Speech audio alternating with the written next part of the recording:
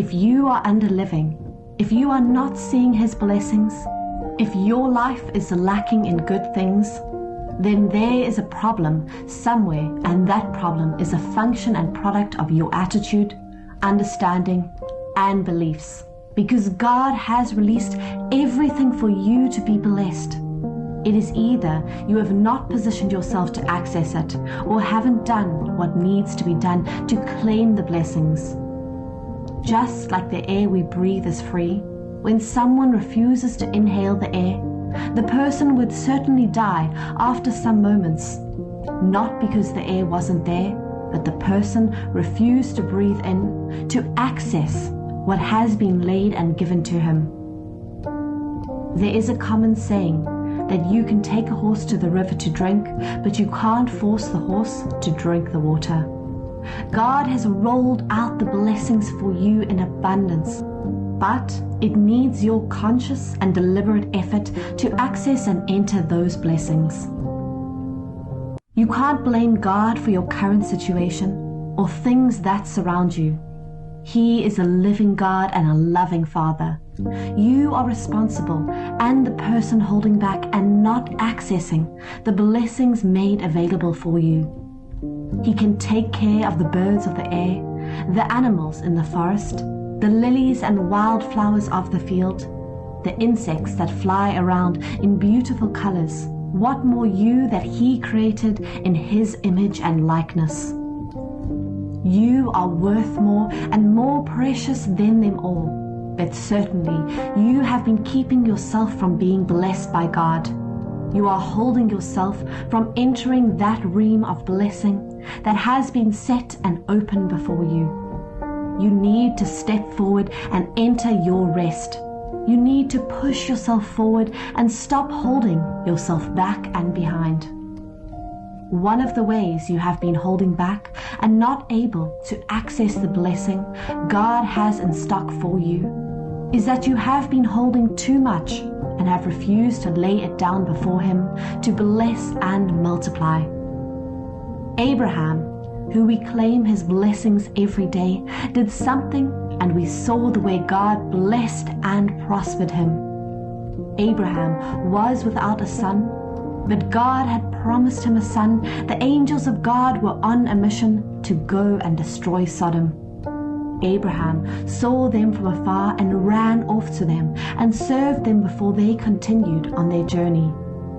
When they were leaving, they decided to bless him and tied his blessing to time and season. After 9 months, the son came through, but God wanted to know the heart and state of Abraham. So God decided to ask Abraham to sacrifice his only son Isaac. And Abraham didn't disobey and was about to cut his son as a sacrifice to God. And God then decided to bless him. Genesis 22, verse 15 through 19. The angel of the Lord called to Abraham from heaven a second time and said, "By myself, on the basis of who I am, I have sworn an oath, declares the Lord, that since you have done this thing, and have not withheld from me your son, your only son of promise, indeed I will greatly bless you, and I will greatly multiply your seed like the stars of the heavens and like the sand on the seashore. And your seed shall possess the gate of their enemies by conquering them. Through your seed all the nations of the earth shall be blessed, because you have heard and obeyed my voice." This was possible because Abraham was willing to lay down his son for God. He got the son because of how he opened forth his little to feed men, not knowing they were angels. You have been holding forth and refusing to release that small in your hand so that it can be blessed. If you want to access the blessing of God and step into the blessing realm and dimension, you must be willing to open your hand and let the small you have be used so that it can be blessed. Before a fruit is obtained or harvested, a farmer must plant the seed, which must die, and then in return produce an abundant harvest for him? What have you sown or planted that would open or bring the harvest for you? The story of the Shunammite woman is also relevant here. She was living with her husband and people, but wasn't blessed with a child, and she accepted her faith and was comfortable. The prophet Elisha was a regular visitor to that community, and she decided to make an abode for him to stay and take care of him. By the stay of the prophet there, she was blessed and given an heir to her properties and estates.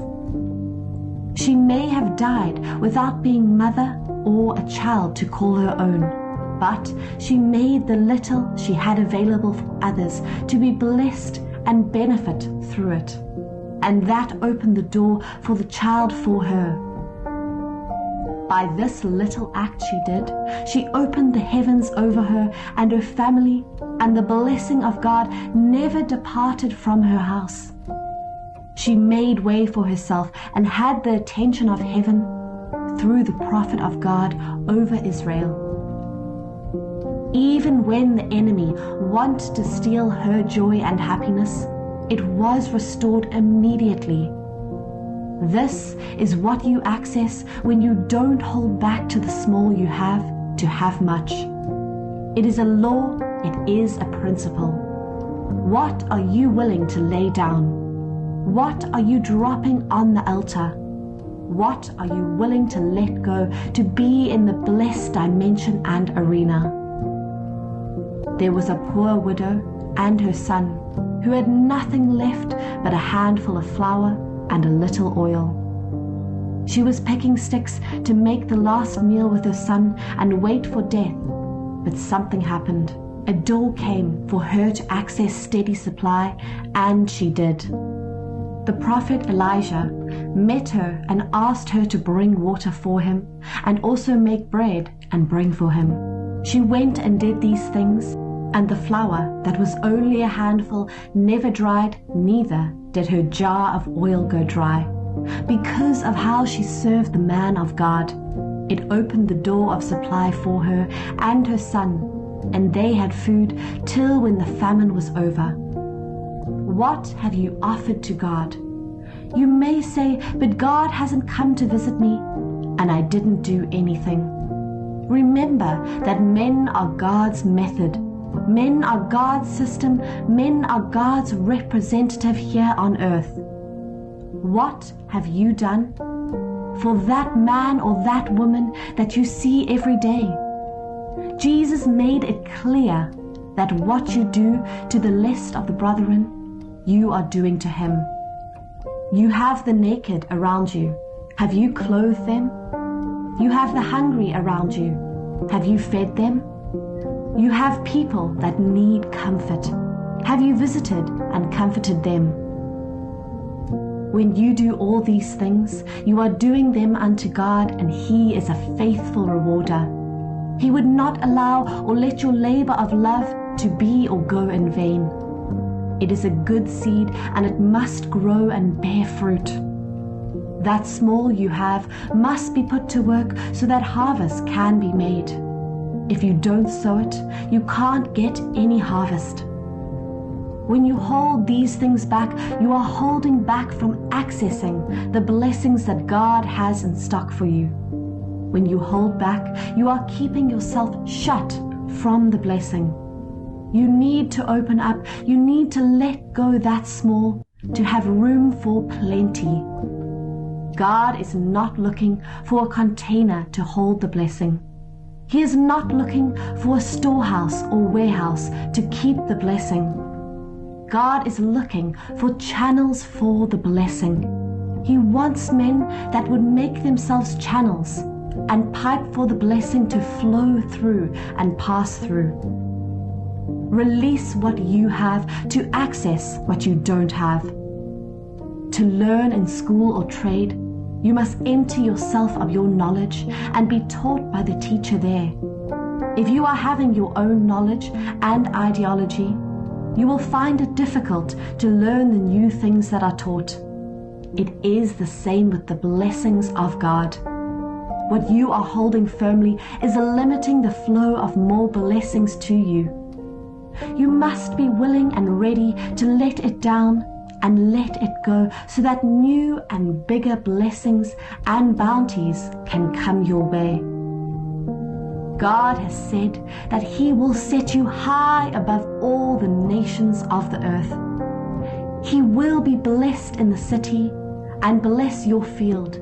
He will bless your going out and coming in, and so many blessings.